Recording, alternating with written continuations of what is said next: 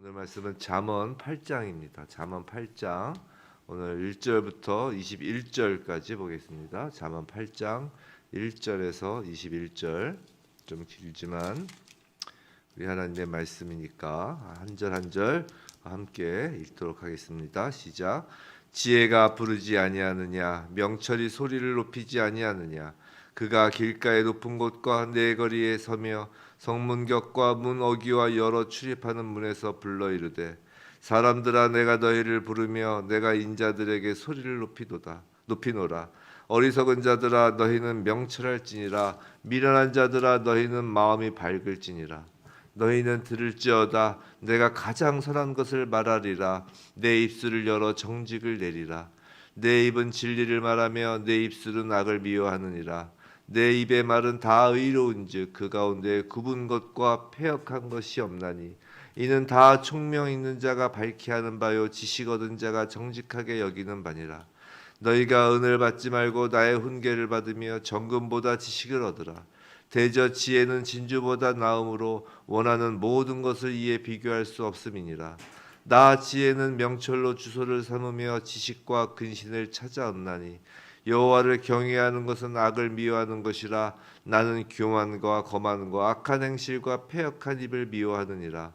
내게는 계략과 참 지식이 있으며 나는 명철이라. 내게 능력이 있으므로 나로 말미암아 왕들이 치리하며 방백들이 공의를 세우며 나로 말미암아 재상과 존귀한 자 곧 모든 의로운 재판관들이 다스리느니라. 나를 사랑하는 자들이 나의 사랑을 입으며 나를 간절히 찾는 자가 나를 만날 것이니라. 부귀가 내게 있고 장관 재물과 공의도 그러하니라. 내 열매는 금이나 정금보다 나으며 내 소득은 순보다 나으니라. 나는 정의로운 길로 행하며 공의로운 길 가운데로 다니나니 이는 나를 사랑하는 자가 재물을 얻어서 그 곳간에 채우게 하려 함이니라. 아멘. 오늘 지혜의 사랑 고백이라는 제목으로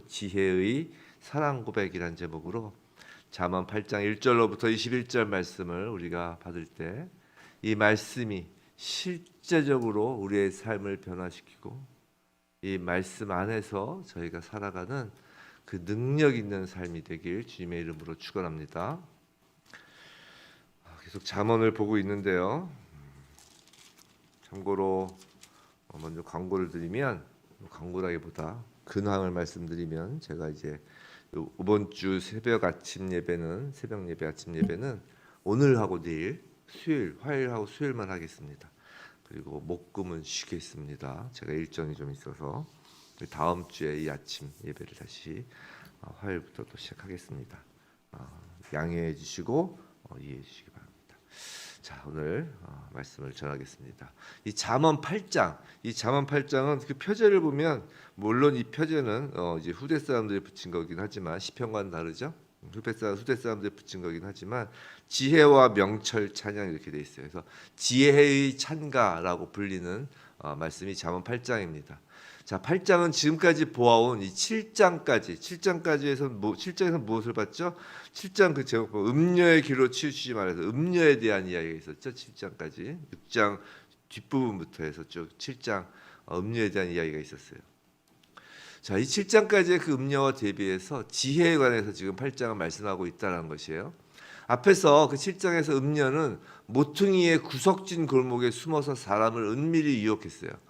그런데 오늘 이제 의인화된 그 지혜는 그 길가의 높은 곳, 내거리, 성문 곁, 문 어귀, 그리고 여러 출입하는 문에서 큰 소리로 외쳐 부르죠.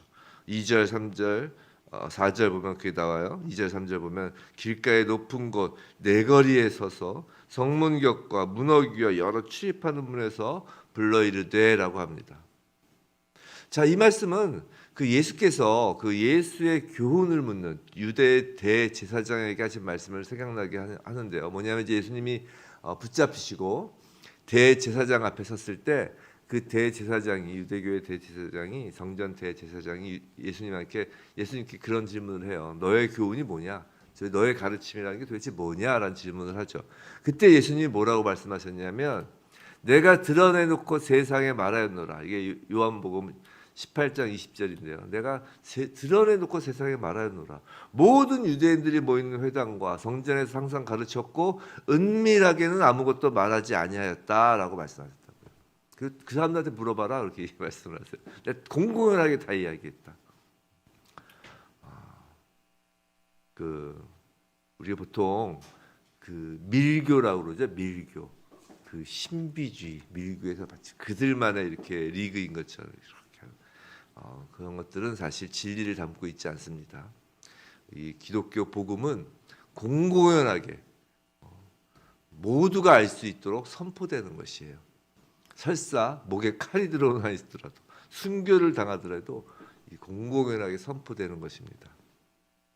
물론 지하교회 어떤 탄압과 핍박이 심하여 로마 시대나 지금 이 시대 또 북한이나 중국이나 이슬람 지역의 지하교회의 어떤 그런 것과는 다른 거죠. 그것은 이제 밀교 신비주의가 아니라 탄압을 피해서 탄압 때문에 지하로 들어가는 것이고 밀교 신비주의 그런 것은 기독교와는 거리가 멉니다.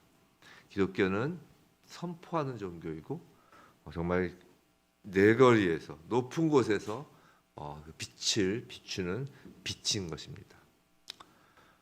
자, 전에 말씀드린 것처럼 지혜는 곧 하나님의 말씀이에요. 오늘 이 잠언에서 말하는 지혜라는 것은 하나님의 말씀이며 예수님이 또 하나님의 말씀 그 자체잖아요. 지혜를 예수님이라고 읽어도 좋을 것입니다. 특히 이 잠언 8장 후반부에 가면 내일 할 것인데 지혜가 곧 예수님을 가리키는 것임을 알 수 있는 대목들이 나와요. 내일 살펴볼 것인데 간략히 결론만 말하면 요약하면 지혜는 창세 전부터 있었고 지혜가 창조자다라는 말씀이 이 잠언 8장 후반부에 나옵니다. 즉 지혜가 예수 그리스도다라는 것이에요. 오늘 본문에서 지혜를 예수님으로 읽으면 이제 본문은 이제 예수님께서 우리를 향하신 그 사랑의 고백처럼 느껴집니다. 그래서 오늘 제목이 지혜의 사랑 고백으로 했어요. 예수님의 우리를 향한 사랑 고백이에요. 1절부터 4절까지 보시면 1절 지혜가 부르지 않느냐 명철이 소리를 높이지 않느냐라는 말씀과 함께 3절 출입하는 문에서 불러 이르되 라고 하고 4절 사람들아 내가 너희를 부르며 내가 인자들에게 소리를 높이도다 라고 해서 부르다 소리를 높이다 라는 동사가 지금 반복되고 있죠. 1절부터 4절까지 해서 이 동사의 시제는 미완료형이에요. 이 미완료형이라는 게 무슨 말이냐면 과거부터 지금까지 그리고 앞으로도 계속해서 부르고 소리를 높이고 높인다라는 것입니다. 그것이 예수님의 우리를 향한 간절한 마음이라는 것이에요. 때마침 제가 사실 미리 잠언 8장 할 거라는 걸 예견하고 미리 생각하고 주일 설교를 준비한 건 아니었는데 마침 그저께 우리 선지교회 주일 설교는 요한복음 강해 설교를 하고 있죠. 근데 그 주일 설교에서 선한 목자 되신 예수님의 우리를 향한 사랑에 대한 말씀을 드린 적이 있어요. 선한 목자이신 예수님은 당신이 지금 사랑하는 양들을 향하여 소리 높여 지금 부르시는 것입니다. 이 잠언 말씀은 양들을 향해 소리 높여 부르시는 것이 한번 상상해 보세요. 너무 사랑해서 누구나 멀리서도 들을 수 있도록 높은 곳에서 우리의 이름을 부르시고 많은 사람이 다니는 내거리에서 성문 곁에 또 어귀에서 여러 사람이 출입하는 문에서 우리를 부르시는 것이에요. 혹시라도 우리가 예수님의 그 부르시는 소리를 못 들을까 봐 애타는 심정으로 우리를 부르시는 것입니다. 마치 부모가 자녀를 잃어버렸을 때 길에서 잃어버렸을 때 미아가 됐을 때 부모가 여기저기 뛰어다니면서 자녀의 이름을 부르면서 자녀를 찾는 그 모습이 떠오르지 않으세요?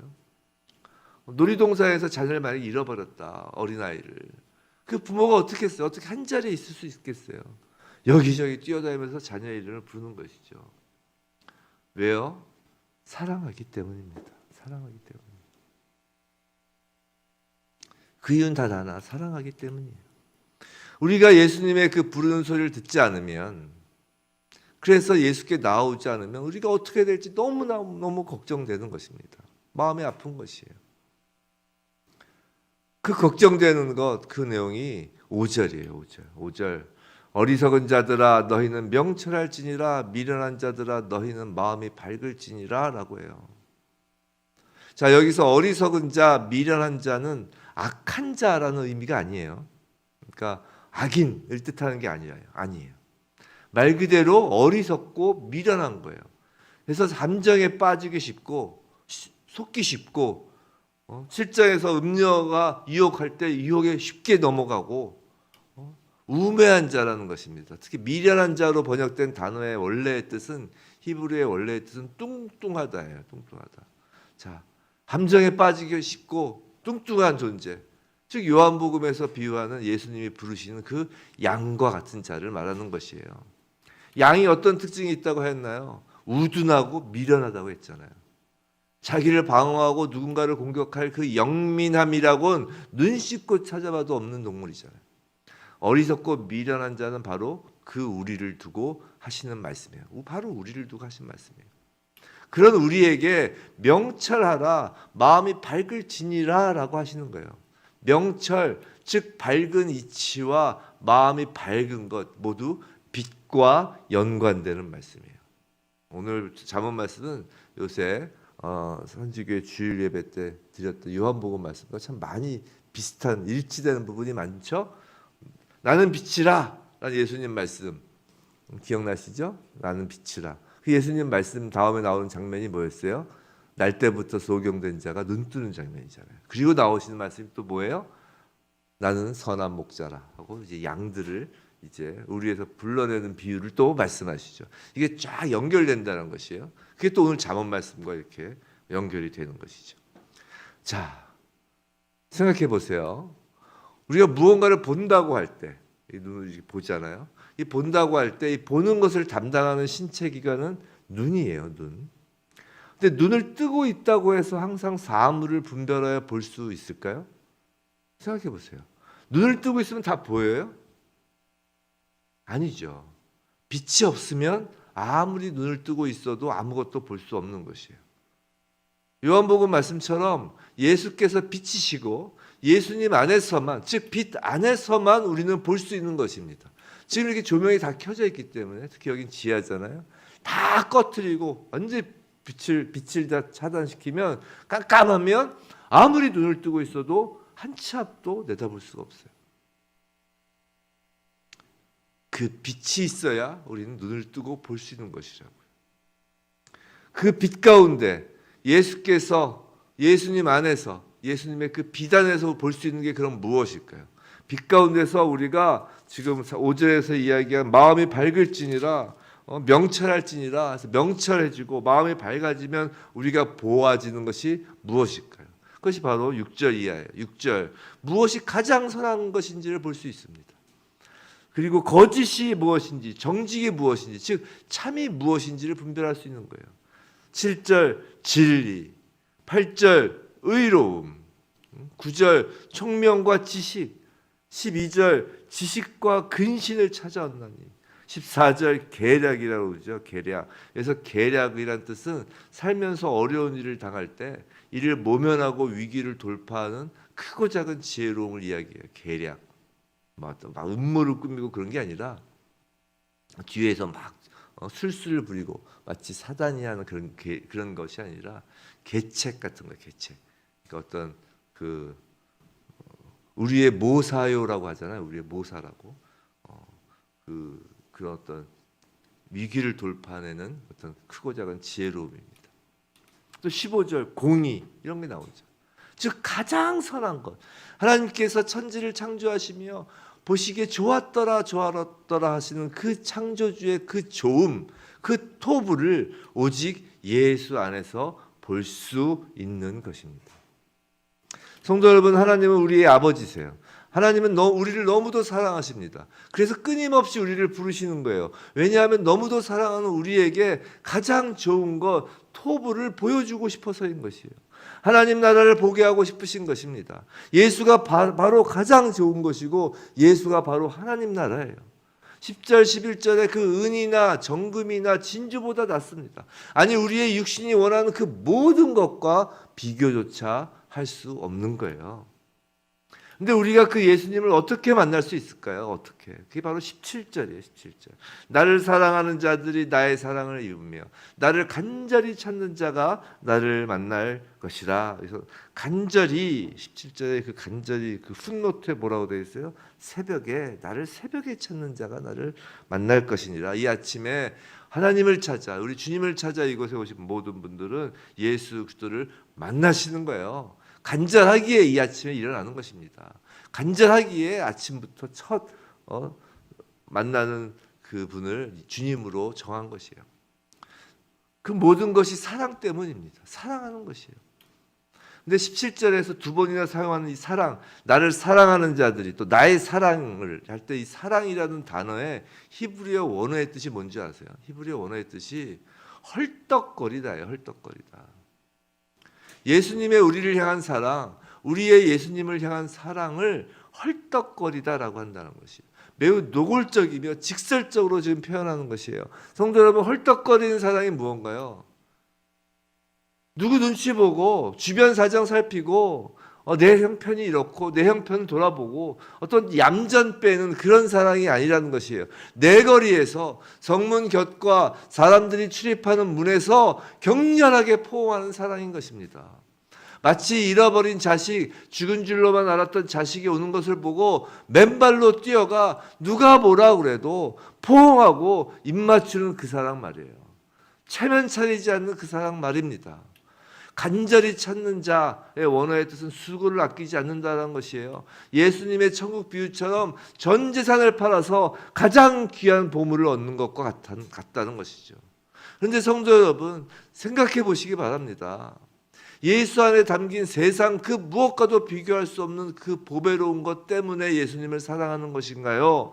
아니면 예수님을 사랑하기에 그 보배로운 천국의 부요함을 갖게 되는 것인가요? 그걸 이 아침에 생각해 보시기 바랍니다. 어떤 것이 우선이에요? 만일 예수님이 로마 왕궁의 황제의 모습으로 이 땅에 오시고 십자가에서 비참하게 죄인의 모습으로 죽으시는 것이 아니라 죽음도 보지 않으시고 하늘병거 타고 금마차 타시고 승천하셨다면 얼마나 많은 사람들이 예수를 믿고 따랐을까요? 로마 황궁에서 금마차를 타고 승천하셨다면 얼마나 많은 사람들이 예수를 따랐겠냔 말이에요. 그런데 그런 시기라면, 예수님께서 그런 시기셨다면 사람들에게서 예수를 향한 진정한 사랑의 진정성을 찾아볼 수 있었을까요? 로마 황실에서 태어나서 로마 그 황실에서 자라고 커가지고 정말 그 왕관을 쓰고 금왕관을 쓰고 금은 도포를 입고 금마차를 타고 승천하였다면 그 예수님을 찬양하고 쫓는 것에 그 사랑의 진정성을 찾아볼 수 있었겠냐는 거예요. 어려울 거라는 것입니다. 근데 그건 2000년 전이나 지금이나 마찬가지 아닐까요? 성도 여러분, 우리 자신에게 한번 물어보세요. 하나님 나라 천국에 가기 위해서 예수를 사랑하나요? 아니면 예수를 사랑하다 보니까 그 사랑으로 결과적으로 천국 하나님 나라에 가게 되는 걸까요? 이걸 다른 단어로 바꿔볼까요? 천국에 가기 위해서 예수를 믿는 건가요? 아니면 예수를 믿기 때문에 천국에 가는 걸까요? 이건 하늘과 땅 차이예요. 하늘과 땅 차이라는 건 뭐냐면 믿음이 있고 없고의 문제라니까요. 천국에 가기 위해서 예수를 믿는 거면 믿음이 없는 것이고, 예수를 믿으니 천국에 가는 거면 믿음이 있는 거라고요. 예수를 천국에 가기 위하여 예수를 사랑하는 것이면 천국의 부요함을 누리기 위하여 하나님이 주시는 이 형통함, 세상적인 형통함을 위하여 예수를 사랑하는 것이라면 예수를 사랑하지 않는 것이고, 예수를 사랑하기 때문에 결과적으로 그런 천국의 부요함을 누린다면, 설사 누리지 않는다 하여도 예수를 사랑한다면 그게 예수님을 사랑한 것이죠. 그 신데렐라 그 동화 있죠. 신데렐라 동화. 신데렐라 동화. 그 신데렐라가 그 왕자를 사랑해서 그 왕비가 됐나요? 아니면은 왕비가 되기 위하여 그 왕자를 사랑했나요? 그 신데렐라의 그 언니들, 그 다른 자매들은 그 왕궁에 들어가기 위해서 왕자를 사랑하는 척만 하는 거죠. 하지만 신데렐라는 왕자만을 사랑했기에 나중에 결국은 왕비가 되는 거죠. 갑자기 신데렐라 생각이 납니다.